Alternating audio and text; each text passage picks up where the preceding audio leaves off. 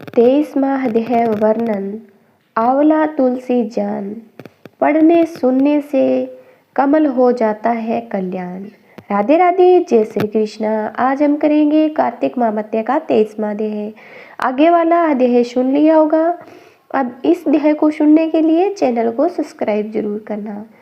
नारद जी बोले, हे राजन, यही कारण है कि कार्तिक मास के व्रत के उद्यापन में तुलसी की जड़ में भगवान विष्णु की पूजा की जाती है। तुलसी भगवान विष्णु को अधिक प्रीति प्रदान करने वाली मानी गई है।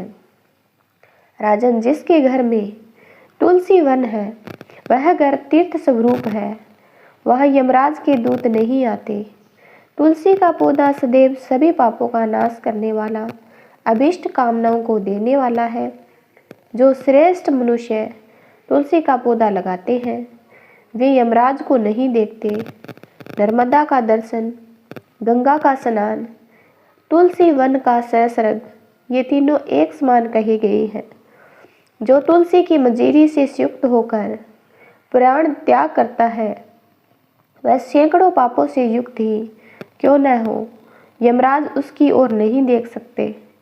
तुलसी को छूने से कामिक, वाचिक, मानसिक आदि सभी पाप नष्ट हो जाते हैं। जो मनुष्य तुलसी दल से भगवान का पूजन करते हैं वह पुनः गर्भ में नहीं आते, अर्थात जन्म मरण के चक्र से छूट जाते हैं। तुलसी दल से पुष्कर आदि समस्त तीर्थ, गंगा आदि नदियों और विष्णु की प्रवृत्ति सभी देवता निवास करते हैं। हे राजन, जो मनुष्य तुलसी के काष्ठ का चंदन लगाते हैं उन्हें सहज ही मुक्ति प्राप्त हो जाती है और उनके द्वारा किए गए पाप उनके शरीर को छू भी नहीं पाते। जहाँ तुलसी के पौधे की छाया होती है वहीं पितरों की तृप्ति के लिए श्राद्ध करना चाहिए। जिसके मुख में, कान में, मस्तक पर तुलसी का पत्ता दिखाई देता है उसके ऊपर यमराज भी दृष्टि नहीं डाल सकते। फिर दूतों की तो बात ही क्या। जो प्रतिदिन आदरपूर्वक तुलसी की महिमा सुनता है वह सब पापों से मुक्त ब्रह्मलोक को प्राप्त हो जाता है। इसी प्रकार आंवले का महान वृक्ष सभी पापों का नाश करने वाला है। आंवले का वृक्ष भगवान विष्णु को प्रिय है। इसके स्मरण मात्र से ही मनुष्य गोदान का फल प्राप्त करता है। जो मनुष्य कार्तिक में आंवले के वन में भगवान विष्णु की पूजा तथा आंवले की छाया में भोजन करता है उसके सभी पाप नष्ट हो जाते हैं और वह कोटि गुना हो जाता है।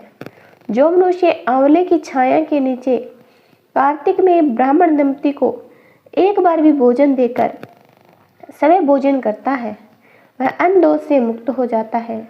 लक्ष्मी प्राप्ति की इच्छा रखने वाले मनुष्य को सदैव आंवले से स्नान करना चाहिए।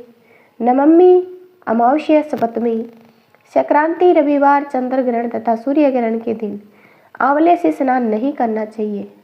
जो मनुष्य आंवले की छाया में बैठकर पिंडदान करता है उसके पितर भगवान विष्णु के प्रसाद से मोक्ष को प्राप्त होते हैं। जो मनुष्य आंवले के फल और तुलसी दल को पानी में मिलाकर स्नान करता है उसे गंगा स्नान का फल मिलता है।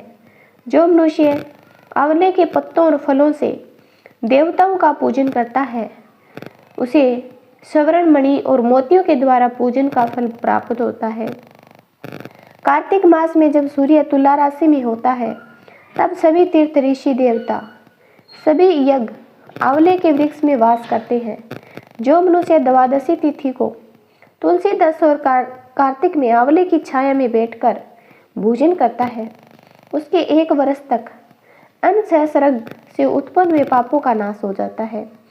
जो मनुष्य आंवले की जड़ में विष्णु जी का पूजन करता है उसे श्री विष्णु क्षेत्रों के पूजन का फल प्राप्त होता है।